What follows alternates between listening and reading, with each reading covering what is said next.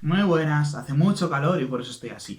Hoy vengo a contaros otro principio de análisis sintáctico que no define funciones sintácticas generales. En el vídeo anterior os hablé del principio de la doble categoría y os decía una unidad, una palabra o grupo de palabras, tiene dos dimensiones, una externa y otra interna, y puede pasar que en cada dimensión tenga una categoría. Cuando no se especifica nada y se dice esta unidad pertenece a esta categoría, se da por hecho que es la categoría externa y que no hay una categoría interna diferente. Pero hay unidades que en su categoría externa tienen una categoría y en su categoría interna otra. Y con unas unidades se relacionan desde su dimensión externa y con otras desde su dimensión interna. Y si digo quiero comer gambas tiene externamente categoría sustantiva A, internamente categoría verbal.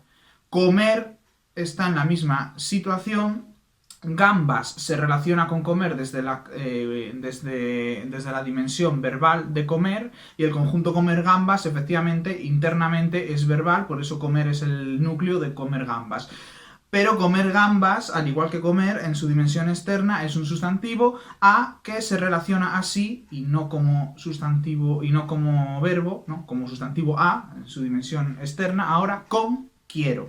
En quiero comer gambas. Y quiero es un verbo y quiero comer gambas es un verbo también, entonces quiero es el núcleo. Bueno, era el principio de la doble categoría. Pues ahora vengo a hablaros de un principio de transposición en la que no hay un elemento transpositorio y un elemento transpuesto, es decir, una transposición que no consiste en una función sintáctica general, porque no es una relación entre dos elementos, sino un cambio de categoría en una dimensión más externa, pero sin ser mediante una función, mediante un transpositor. Es decir, una unidad, eso dice este principio de transposición sin transpositor, este principio de transposición no funcional, una unidad dice que tiene cierta categoría puede transponerse a una categoría diferente en una dimensión más externa.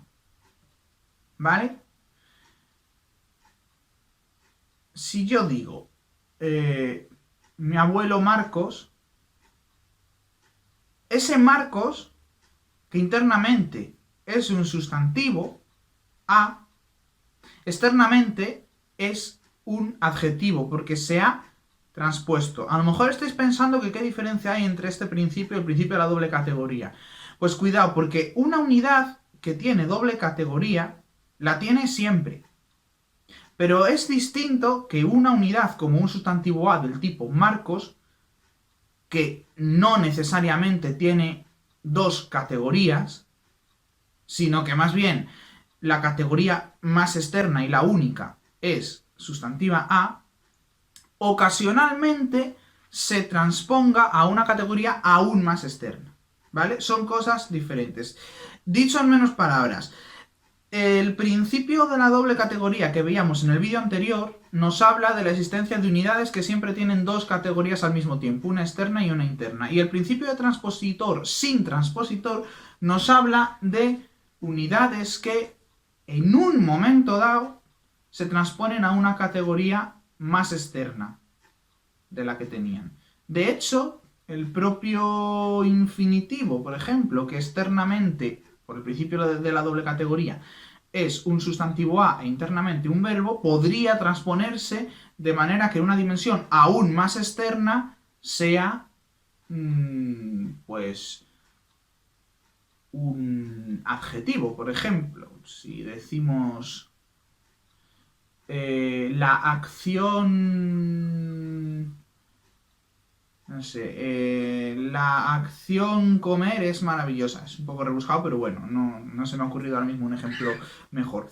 Y cuando una unidad se transpone en una categoría más externa, en una dimensión más externa a una categoría diferente, ocurre que a su vez puede surgir una categoría aún más externa en virtud del principio de la doble categoría. Pero esto lo vemos en el próximo vídeo. Antes voy a poner algún ejemplo de la transposición. Si yo digo, algún ejemplo más, si yo digo llueve, lloverá esta tarde internamente es un sustantivo a, pero externamente se ha transpuesto a adverbio a.